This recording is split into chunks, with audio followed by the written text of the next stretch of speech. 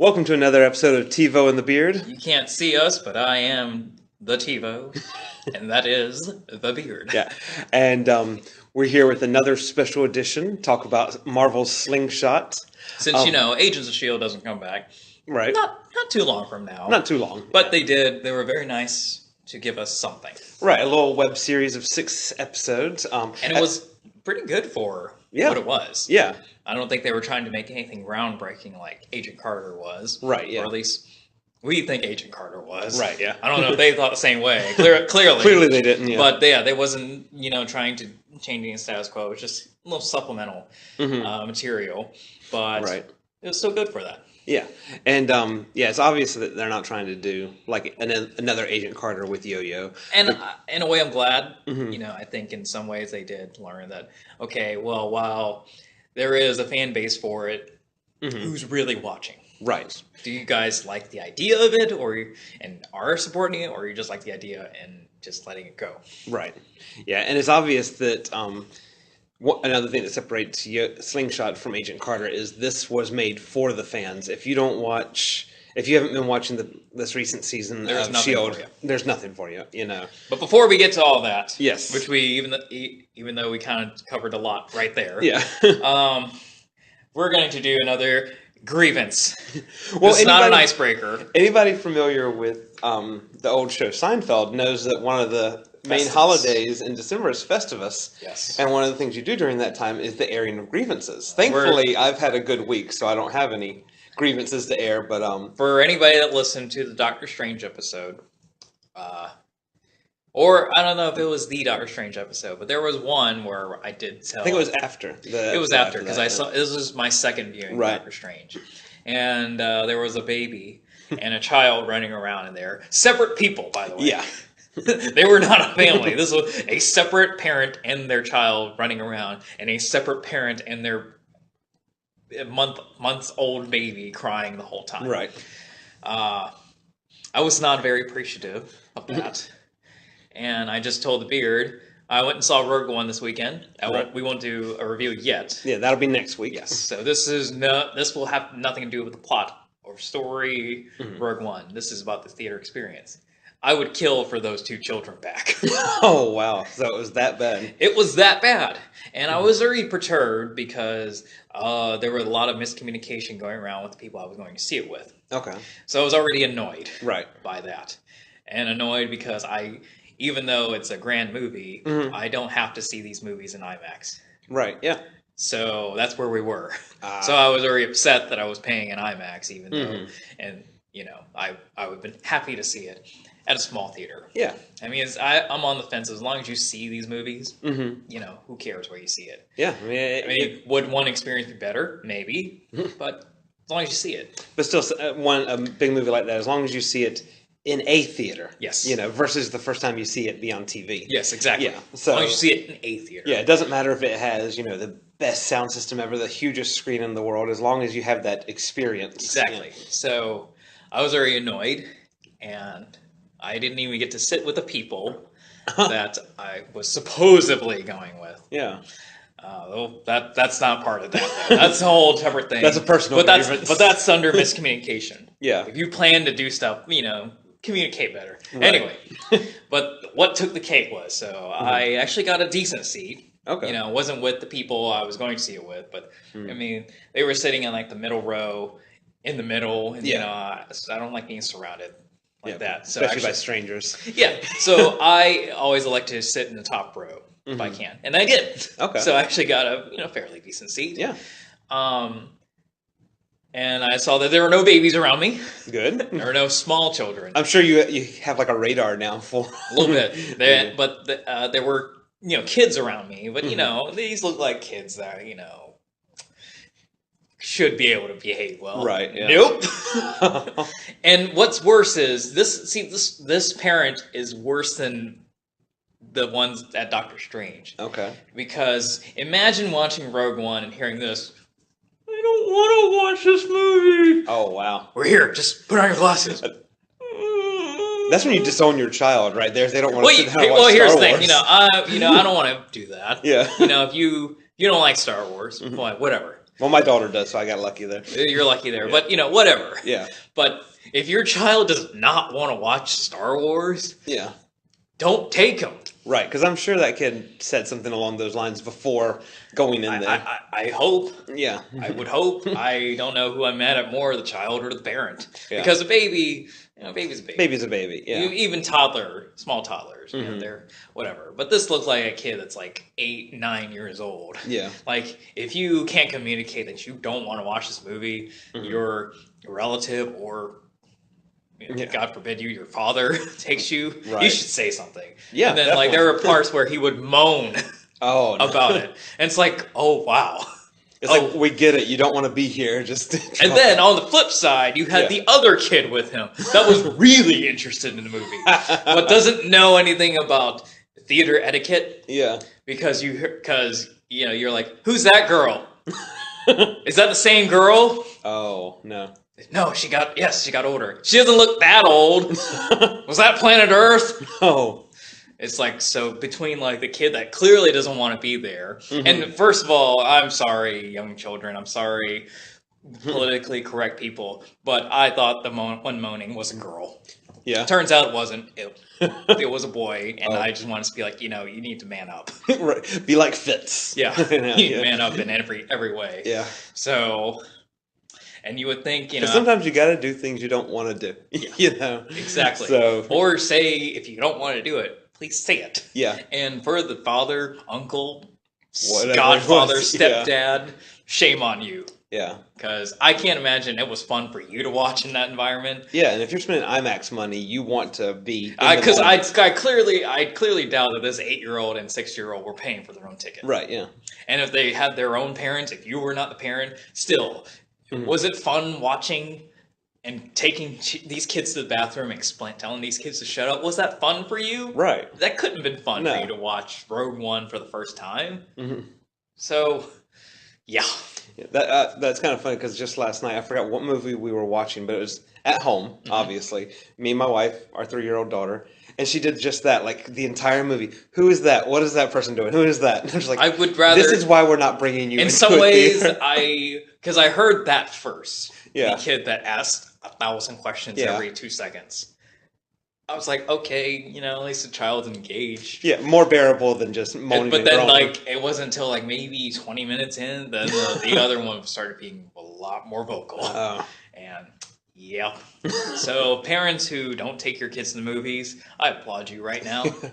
Parents that do, I hope you are a responsible adult. Yeah, I mean, it's nothing to teach your kid how to use basic theater etiquette. Yeah, you can ask questions during a movie. Ask quietly. Yes. And try not to ask. And that's not just for children. There are adults that do that there are too, adults that do that, and you should follow the same approach. Yeah. But, if it goes back. Are you having fun? Is this fun for you? Yeah. I mean, if you want to be selfish, this can't be fun for you. Yeah. But whatever. Yeah. And in that moment, I mean, if you really want to see it, by God, go bootleg it or something. Yeah, let your kids watch a bootleg version of it so they can. Let us. I mean, and I wasn't the only one around. The theater was packed. Yeah. There were people. There were other people that, if they weren't annoyed, they were a lot better. They showed it a lot better than I did. Yeah, it wasn't just like it was you and this one family, and then because I would have moved. Theater. Yeah, quite frankly, the IMAX theaters, at least they're big enough. So if you had a fairly empty space, you could move, right? And that's fine with that. Yeah. But this one, no, that was the seat. Oh, I'm sure it was all capacity, full capacity there, or at least pretty close. Pretty close. I mean, the other spaces in the theater that were open, I wouldn't want to sit there anyway. Right, yeah. So this was, I was kind of stuck between a rock and a hard place. Right, yeah. So, please, God, don't bring your children. Just watch movies at home. It's fine. Yeah. Yeah. And, and I'm sorry to give anyway spoilery, but, if you're a Star Wars fan, you kind of would know what's going to happen in this movie anyway. Because there were people before the movie who were like, I wonder if they're going to be... what if they're going to make a sequel? When are they going to reference them in, like, The Force Awakens? Like, did you see them in the original trilogy? There's a reason why, probably, you don't by the end of this movie. Yeah. Yeah. Putting that out there. Yeah, right. We'll talk more about that when the Beard sees the movie. Yeah, I'm definitely. But I'm sure looking forward you to feel it. the same. It's like, did you Yeah. see him? Right. There's probably a reason. Yeah, even though this is kind of, a different. I don't want to get too much into Star Wars, of course, because we're going to do that next week. Yeah. But even though this is separate, kind of, from the prequels and the original trilogy, it's still part of that same universe. Yeah. So, use common sense there. But anyway, back to Slingshot. Slingshot, Marvel's Agents of S.H.I.E.L.D. Yes. Slingshot. The web series. What did you think, though? I enjoyed it. I enjoyed it a lot, too. I really did. I expected to go in enjoying it. But, I was shocked of how, even though, I watched it on YouTube, so I saw, how long it was. But, I was pretty engaged in each episode. So when the credits rolled, I was like, what? Already? Yeah. Now, I'm sure that there are YouTube pages out there that, have the entire thing cut into one 24-minute block if any of our listeners want to. Probably now. Oh, I know for a fact there's at least one. Okay. I'm not going to say who it is, but there may be a podcast that has uploaded a copy of the 24 minutes version. I watched it the day it came out, so I don't think people had time just yet to do that. But whether you watch it in, the six episodes, 6 installments or one. Yeah. If you're a fan of the show, if you're a fan of the character, watch it. Yeah, and ABC wants you to watch it because it's on their YouTube page, it's on Hulu, it's on the app, it's on Marvel's. It's impossible not to get. Exactly. And I feel like we don't really even need to go story breakdown because while it has a story to it, obviously. I don't think they didn't just put up here's 3 minutes of Yo-Yo doing nothing. She's just running back and forth. Exactly. 3 minutes. There is a story to it, and it's like a side mission right when she joined S.H.I.E.L.D. Right. It's almost like a behind the scenes sort of thing. Yeah. But it doesn't do anything. It doesn't answer any questions you may have about the coming up half of the season. So you're not going to know when they're going to find out about Agent May. Right. It doesn't do anything for the Mac Yo-Yo thing because we know how that kind of is going to progress now. It's just supplementary. It is. Yeah, it just gives us a little bit more insight of, to the character herself. Yeah. And I'm glad that they did it in, less than half an hour sort of thing. I think if it would have been a full hour, I would have lost interest about halfway through. Well, you would have had, there would have been other stuff going on. I mean, clearly this thing is a filler already, but I think if you did more installments or made them longer, you would. And I'm glad they released it all together. Me too. Yeah, because if it would have been having to wait each week, I probably would have forgotten about it. I actually thought it was going to be a weekly thing. That's what I thought. Yeah, it just made it seem like that. So when I was on YouTube and I saw Marvel because I watched it on the Marvel's YouTube page. Okay. And I saw that, and I saw the other episodes. Okay, great. Yeah, because I had looked it up on the app on Roku, and I was like, oh, this has to be a mistake. It's already showing all 6 episodes. You're just like, I'll watch it. Yeah, gotta binge it now before they realize their mistake and take it off. But kudos to the actor that plays Yo-Yo, Natalie Cordova Buckley. Yeah. I know your name. Haha, you didn't think I did, but I do. I love this show too much. It's kind of like when I found out that the actor that played Lincoln was in our city for a weekend. I was like, what? I don't think anybody would know you.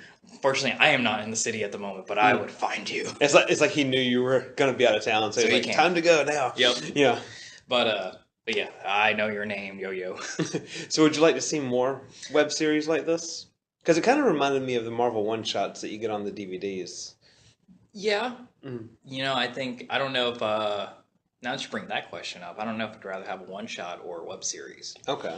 I really do enjoy the one-shots a lot.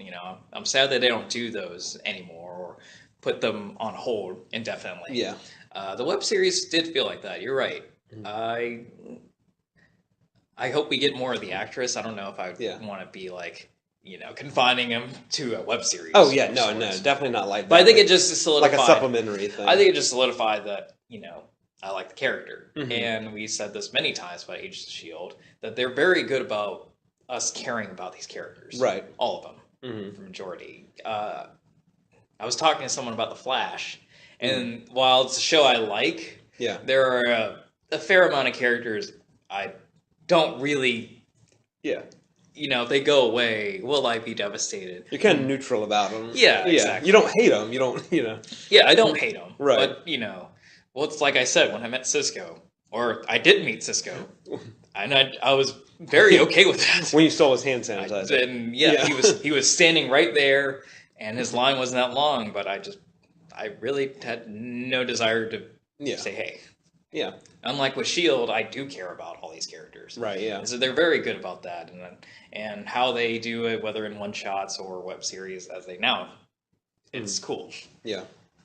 Yeah, I would definitely like to see more like this. Not necessarily with Slingshot, even though now this kind of has me hooked on the character, and I want to see more of her. So you're saying you wouldn't mind if they kind of get creative and do it with other characters. Right, yeah. Yeah, I'd like to see more like about Mac and all that, because we've left so much of his backstories alone, like his brother. See, I think Mac deserves like a one-shot-esque web series. Yeah. Like something like this, but mix it with like Marvel one-shots. Right. And maybe those can be like, more than 3 minutes, like 2 or 3 15-minute installments. Yeah. To give the backstory.